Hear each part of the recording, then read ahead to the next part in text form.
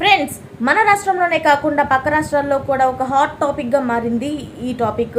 అది ఏంటి అనేది చూసేద్దాం. జగన్మోహన్ రెడ్డి గారి గురించేనండి ఇది.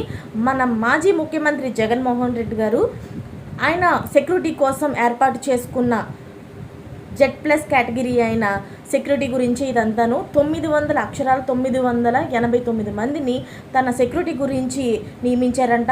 ఇది ఒక రాష్ట్రపతికి కాదు, అలాగే ప్రధానమంత్రికి కాదు, ఎక్కడ చూడని విధంగా అయితే తన సెక్యూరిటీ కోసం నియమించుకున్నారు అంతమంది పోలీసుల్ని. వాళ్ళందరినీ కూడా తనకి ఇప్పుడు చాలా ప్యాలెస్లే ఉన్నాయి కదండి జగన్మోహన్ రెడ్డి గారికి. ఆ ప్యాలెస్లన్నింటినీ కూడా కాపలాగా పెట్టుకున్నారు.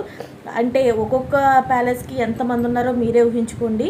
అయితే అంతేకాకుండాను ఆయన ప్యాలెస్లకి ఏంటి, తాడేపల్లి ప్యాలెస్లకి ఏంటి, అలాగే ఆయన కార్యక్రమాలకు వెళ్ళేటప్పుడు అక్కడికేంటి, మొత్తం కూడాను చుట్టుపక్కల 48 చెక్ పోస్టులని, అలాగే అవుట్ పోస్టులని, అలాగే పీ గేట్లని చాలానే నియమించుకున్నారు.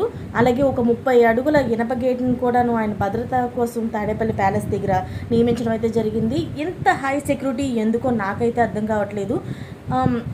ఇంత సెక్యూరిటీ అవసరమా అని మీకు అనిపిస్తుంది? అలాగే డిఎస్పీ హోదా ఉన్న వాళ్ళని ఇద్దరిని, అలాగే ఎస్పీ హోదాలో ఉన్న ఒకరిని, వీళ్ళందరినీ కూడాను ఆయన 24 గంటలు సెక్యూరిటీ కింద వాళ్ళ ఇంటి దగ్గర అయితే, నివాసం దగ్గర ఏంటి, కార్యాలయాల దగ్గర ఏంటి పెట్టుకోవడం అయితే జరిగింది. అలాగే 24 గంటలు కూడా డ్రోన్లు తన ప్యాలెస్ చుట్టూ తిరిగేటట్టు కింద పెట్టడం అయితే జరిగింది. అదైతే విరుద్ధంగానే చేస్తున్నారు. అలా ఎందుకు చేశారో మనకి తెలియదు.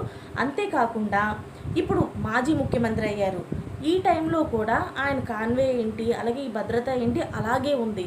దీని గురించి మన చంద్రబాబు గారు ఎలాంటి మార్పులు చెరుపులు చేయలేదు. ఎందుకో అసలు అర్థం కావట్లేదు. ఇంత కాదనుకున్నా ఈ 989 మంది, ఇంతమంది పోలీసుల్ని ఒక సంవత్సరానికి మెయింటైన్ చేయాలంటే కనీసం 500 కోట్లు అన్నా సరే అవుతూ ఉంటుంది.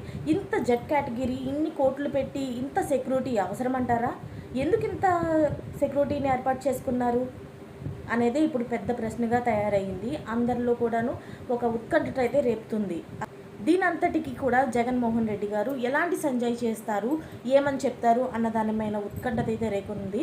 ఇలాంటి లేటెస్ట్ అప్డేట్స్ కోసం ఛానల్ సబ్స్క్రైబ్ చేసుకోండి. Thanks for watching.